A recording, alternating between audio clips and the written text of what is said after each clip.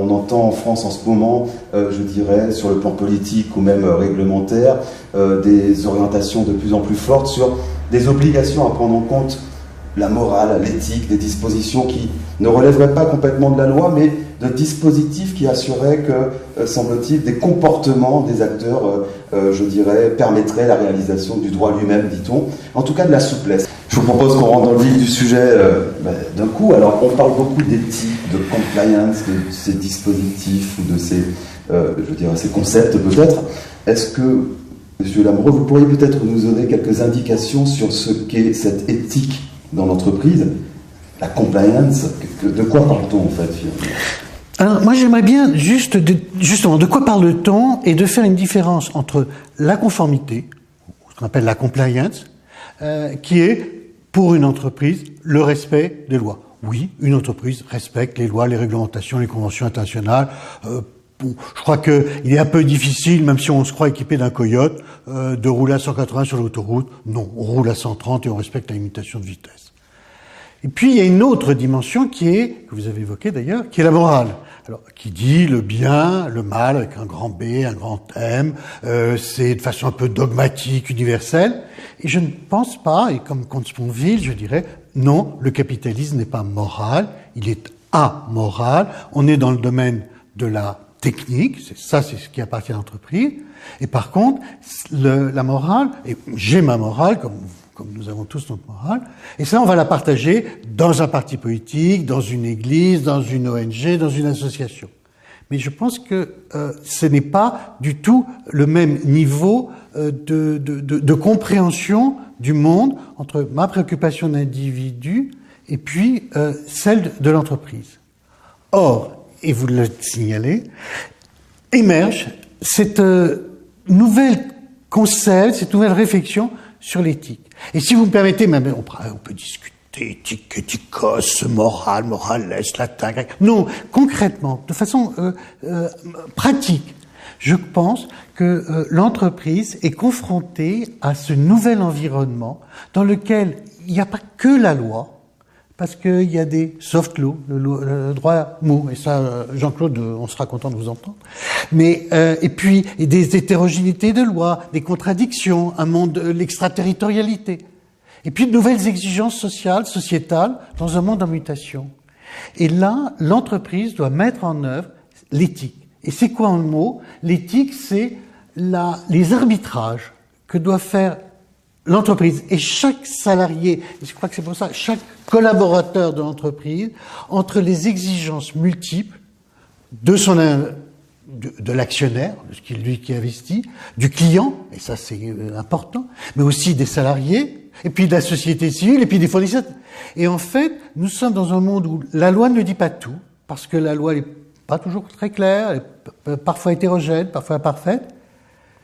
Sans être dans le domaine de la morale, on doit faire ces arbitrages subtils avec des exigences de plus en plus grandes de notre écosystème, de notre environnement. Et c'est ça qui me paraît intéressant et qui est en train de prendre une place de plus en plus grande.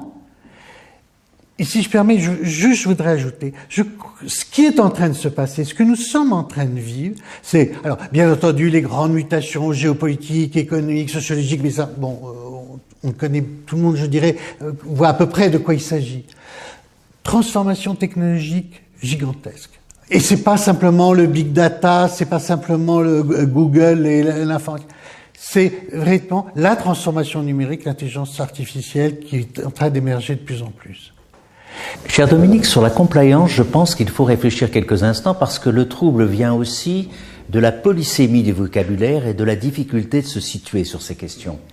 Vous avez dit à l'instant, et c'est exact, la compliance finalement, c'est moins que l'éthique, c'est une simple application presque mécanique. Je me demande quand même si je ne serais pas plus prudent.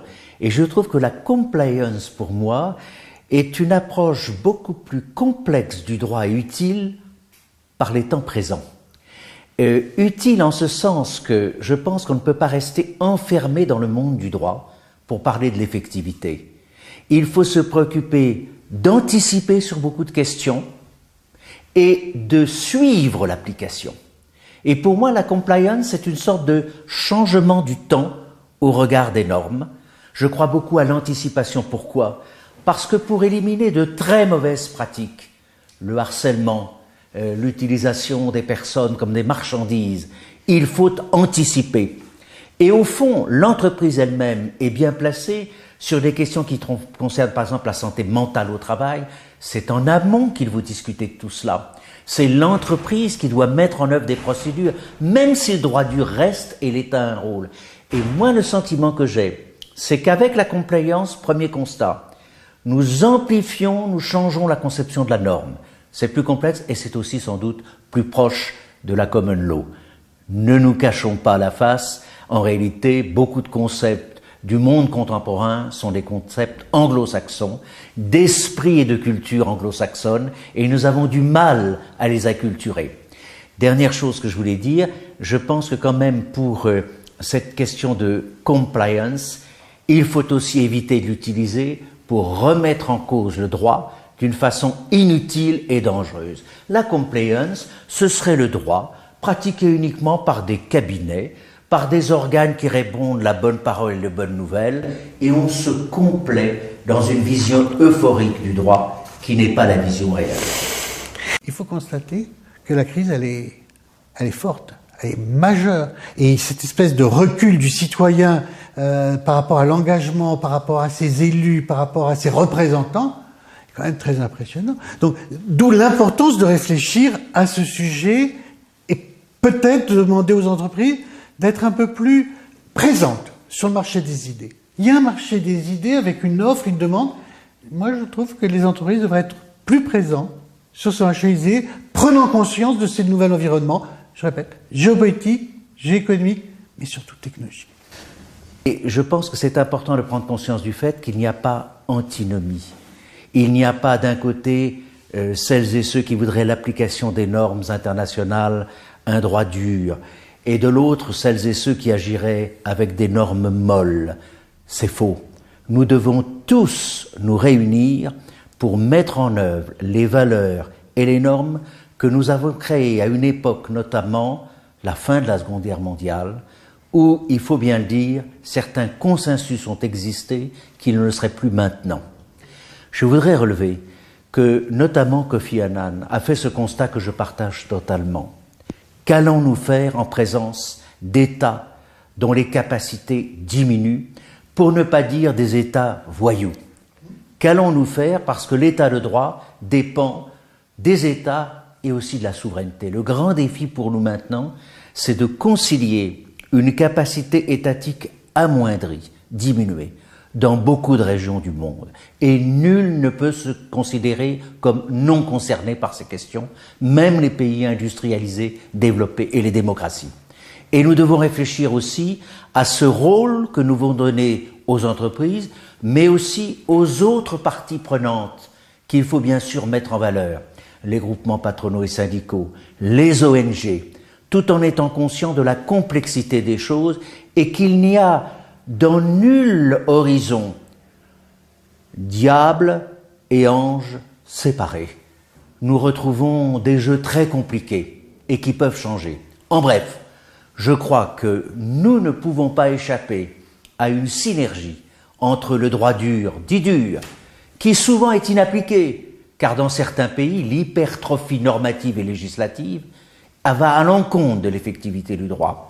Et puis de ce droit souple dont certains voudraient que finalement, il contribue à détruire un droit qui a été élaboré par des années, qui est trop contraignant peut-être, mais qui aussi est le soutien de libertés fondamentales. Donc je crois que nous sommes en quelque sorte des chercheurs, nous sommes partis à l'aventure pour retrouver un droit qui s'applique dans les pays et dans le monde.